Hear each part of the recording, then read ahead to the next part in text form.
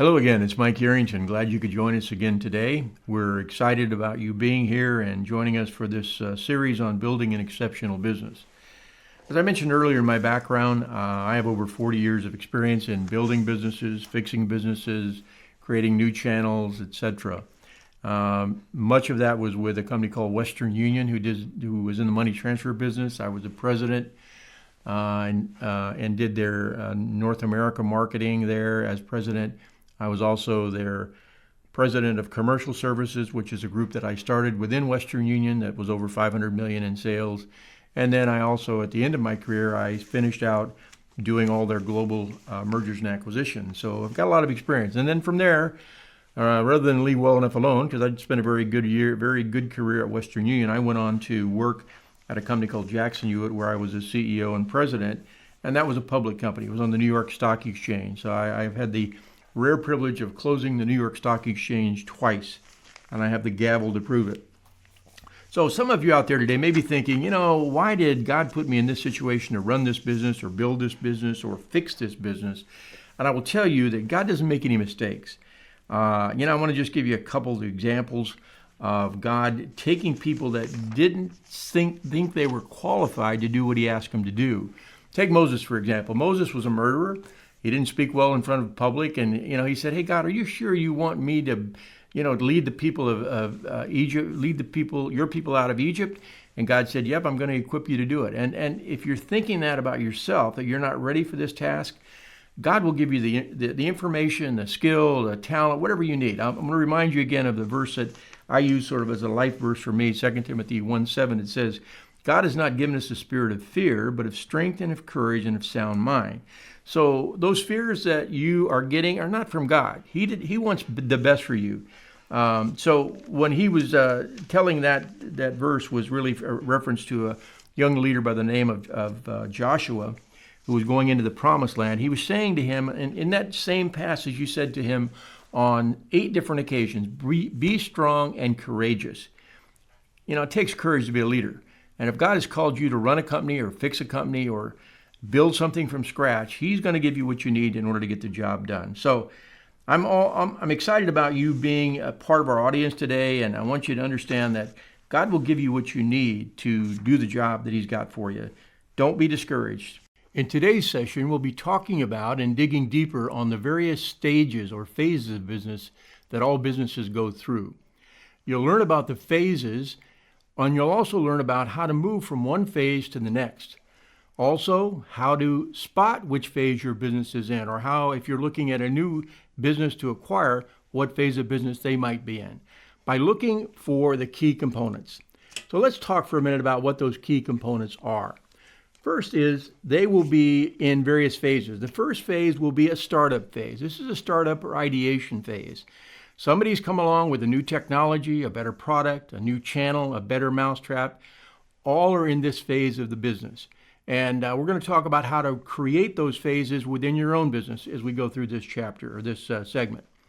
Next is a pioneer phase. Remember that when the pioneers went west, you always saw them with a lot of arrows in their back because they were going out into new territory, discovering things that had not yet been discovered. When they moved from the East Coast to the West, the United States government gave them various incentives to move into hostile territory. But many times those territories were fraught with risk. A lot of the Native Americans in the United States didn't want them coming across their land. So the pioneering phase takes a lot of courage, and we'll talk about that in just a minute.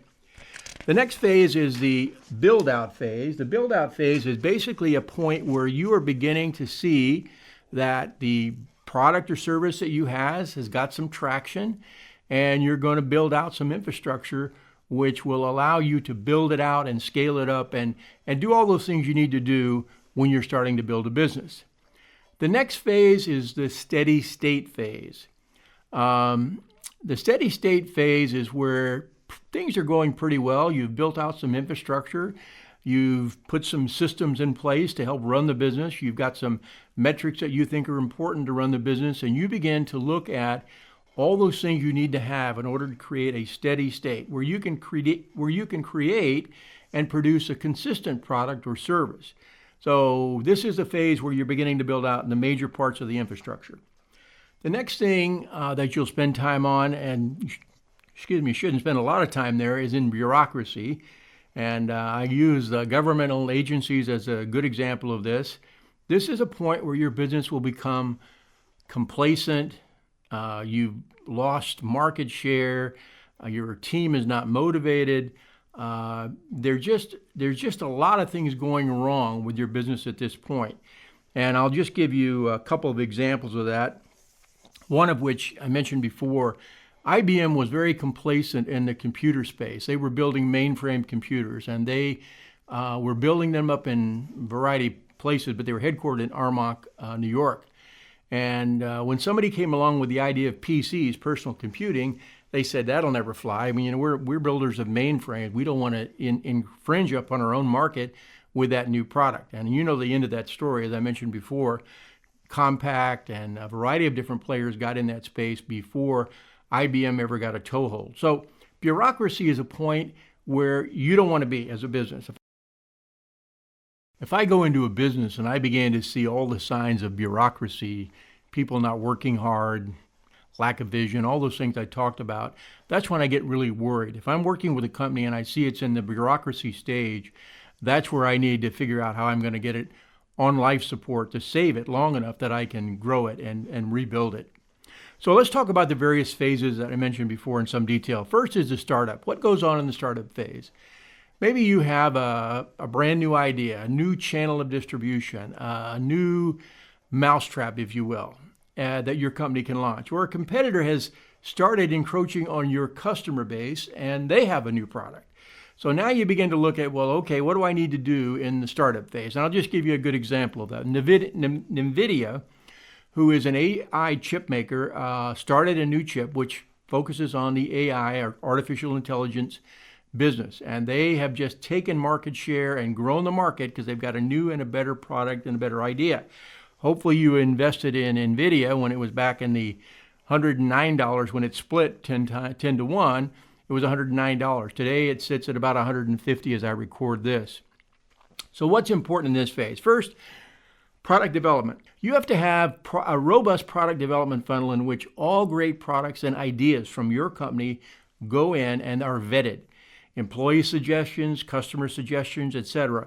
Begin that product funnel, which is very broad at the beginning. You'll take any idea. It doesn't have to be a good idea or a bad idea. You'll take all ideas.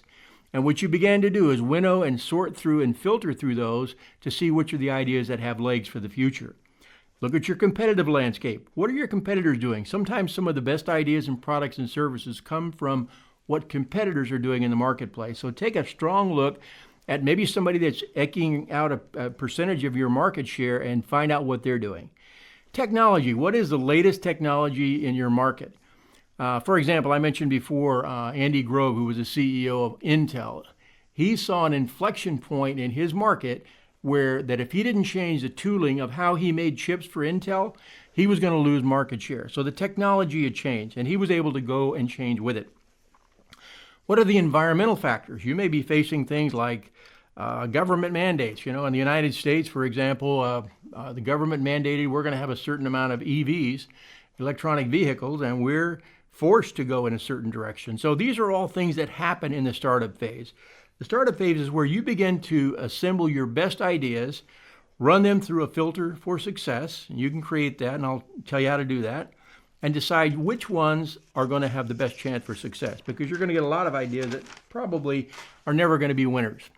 So next you move into the pioneering stage. In this stage, you begin to test market potential, winning ideas, and you begin to go through the success filters that I talked about, and you pick one or two of the great ideas that you've come up with or things you've learned about in the marketplace, and you begin to pioneer those. And in that phase, you will begin to test market new products. You'll pick some customer friendlies, and they'll help you find out what are the best products and what are the ones that work for them. You'll build a test infrastructure to see what volunteer or what the volumes are and see if that's a winner. You'll begin to do different executions of the product, making sure that you need to modify it in order to get it to the next phase. You'll then make those modifications in this phase of your product phasing. Then you'll get some people that are zealots for your product, that maybe you had a small team, but now you're beginning to look at maybe other people that might want to join the team. And then you'll evaluate the test launches that you've done. So it's no secret that when pioneers headed west, they had arrows in the back. I mentioned that before. This is a phase where you need some people that are zealots for your product, that'll just drive it through no matter what. So make sure you get some of those folks on your team. So next you move into the build-out phase. This is a phase where you begin to build a scalable infrastructure and get the idea to market. The idea seems to work. Customers love it. People begin to, this is the other part where this is where you want investors in your business. Usually they can be friends or family. I mean, there's a lot of different ways you can get money for a business. As I mentioned before, that venture capitalists always want to invest in good ideas. And they're always looking for businesses that can give them that good idea. So if you've got a great idea, you'll find venture capitalists knocking on your door. You want to begin to get those financial resources so you can begin to grow. You want to put permanent infrastructure in place, people, technologies, plant, etc. This is the point where you have to start investing in your business in order to make it scalable. You want to build processes in order to replicate the product consistency or the service consistency. You want to be able to build out an infrastructure which says every time I deliver this product, it is the same. I use McDonald's as an example. I can go in McDonald's anywhere worldwide and see a branding. I can see an approach. They have some different things that they will do for a particular market, like that adapt to that market. If you're in Japan, you may get noodles, etc. But you always have the basic products of a McDonald's wherever you go in the world. Look at the components of the STAR model. Remember before we said, what does a STAR model consist of? Well, it consists of a good vision. Where do you want to go? What is this the kind of thing you want to do when you build this infrastructure out in this build out phase? What are the metrics? What do you want to measure? What are those things that are important? What is the organization you want to put in place? What are the team members you want to have to make this thing work? What is the reward system that you want to put in place to make sure that this product gets the kind of attention it needs? And the people in your organization know it's important. And then the value system, of course. Building out the product is a very important part. Next, you get into a situation which is called the steady state. It's a little misleading to use this title because I don't want any business that I'm working with or any business you're going to start in the steady state. Because if you're in the steady state, what happens? You begin to drift up toward that bureaucracy stage that I mentioned. People get comfortable. People say, hey, we're making money. We've got good profit. But you never want to get to that point and stay there. You always want to begin to start going back down into that startup or innovation stage, because that's where your new products are and that's where your new revenue streams are. So if you're getting into this steady state, you might want to start looking at, okay, well, we're steady state, we're making money, our infrastructure is built, we've got a good team in place. What do I need to do now in order to move back down the ladder? So execution, making sure you deliver what's promised consistently. Developing your team. This is a point where you begin to weed out non-performers and add top performers into the mix. You can begin to see that there are going to be people that you brought on board as you were in this build-out phase that aren't really doing what they should. They're not carrying their weight. So you begin to now fine-tune the organization, begin to train your people, and invest in your managers. There's a guy, many of you may recall, Jack Welch used to be the CEO of GE. And Jack Welch used to have this churning of the bottom 10% of the organization. Now, I'm not sure it needs to be 10%. I'm not sure it needs to be any percent. But his theory was, listen, the bottom 10% are not contributing like the other 90% are. And so he began every year looking at people in the bottom 10% of his organization that he could churn out. This is where you also look at things like Six Sigma. As you begin to build out the structure of your organization, you want to look at, well, are the things that we're doing all right? Are they all performing at top level? For example, at Western Union, we had a guy that was in charge of our Six Sigma program. And Six Sigma, for those of you who are not familiar, is basically looking at all your processes and making sure that they are the right processes. And it takes one process, for example, and I'll just use the example we used. It takes a look at delivering a product from the time of order to the time it was installed and the time it was trained.